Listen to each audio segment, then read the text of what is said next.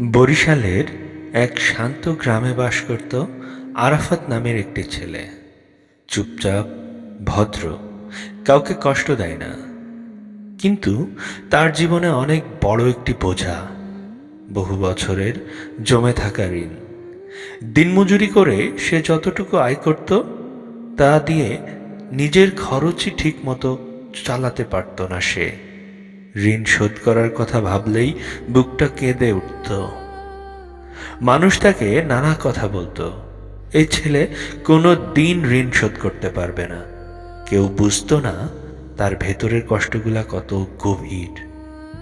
প্রতিদিন ফজরের নামাজের পরে এবং এশার নামাজের আগে সে নিঃশব্দে হাত তুলে আল্লাহকে ডাকত, হে আল্লাহ, আমি দুর্বল, আমি চেষ্টা করছি কিন্তু পারছি না। দয়া করে এমন পথ খুলে দাও যা আমার মতো দুর্বল মানুষ কল্পনাও করতে পারে না।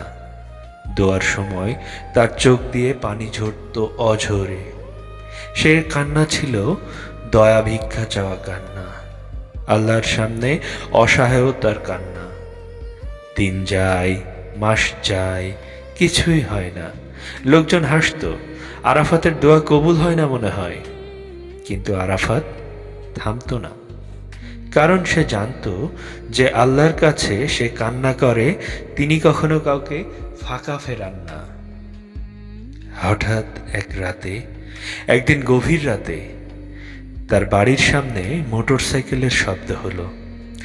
এত রাতে কে আসতে পারে, এটা ভেবে আরাফাত দরজা খুলে দেখল গ্রামের এক বড় ব্যবসায়ী দাঁড়িয়ে আছে। ব্যবসায়ী বললেন, তুমি কি আরাফাত? জি হুজুর। তারপর তিনি এক অদ্ভুত কথা বললেন, আমি 3 দিন ধরে একই স্বপ্ন দেখছি। এক বৃদ্ধ লোক আমাকে বলছে আরাফাতকে সাহায্য করো, তার দোয়া তোমার রিজিকের বরকতের সাথে জড়িত। প্রথম দিন ভাবলাম হয়তো ভুল, দ্বিতীয় দিন ভয় লাগলো, তৃতীয় দিন একই স্বপ্ন দেখে বুঝলাম এটা আল্লাহর পক্ষ থেকে নির্দেশ। ব্যবসায়ী একটি ব্যাগ হাতে দিলে বললেন, এটা তোমার জন্য। ব্যাগ খুলে আরাফাত দেখে ঠিক যত টাকা তার ঋণ শোধের জন্য লাগবে সেটুকুই রয়ে গেছে। 1 টাকাও বেশি নয়, 1 টাকাও কম নয়।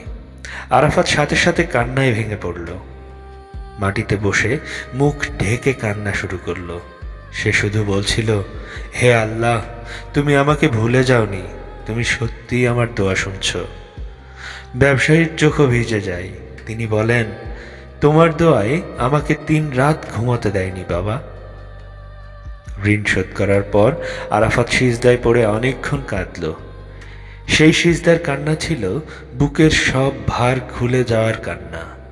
সে অনুভব করল আল্লাহ দেরি করেন কিন্তু কখনো অস্বীকার করেন না। তিনি তার সময় মতো সব কিছুই দেন, ঠিক যেন বান্দার জন্য সেরা সময় সেটা। তোমার দোয়া দেরি হলেও মনে রেখো, আল্লাহ আছেন, শোনেন, সব কিছুই দেখেন, গোপনে ব্যবস্থা করে রাখেন। কখনো এমন জায়গা থেকেও সাহায্য আসে যেটা তুমি কখনো কল্পনাও করনি। আরাফাতের মতো শুধু একটু কান্না, একটু ধৈর্য আর আল্লাহর উপর সম্পূর্ণ ভরসা চাই। তোমার এই ভরসাই তোমাকে সামনের পথগুলো খুলে দিতে সাহায্য করবে। তাই আল্লাহর উপর ভরসা রাখো, আল্লাহকে ভালোবাসো এবং আল্লাহর পথেই চলো। আল্লাহ হাফেজ।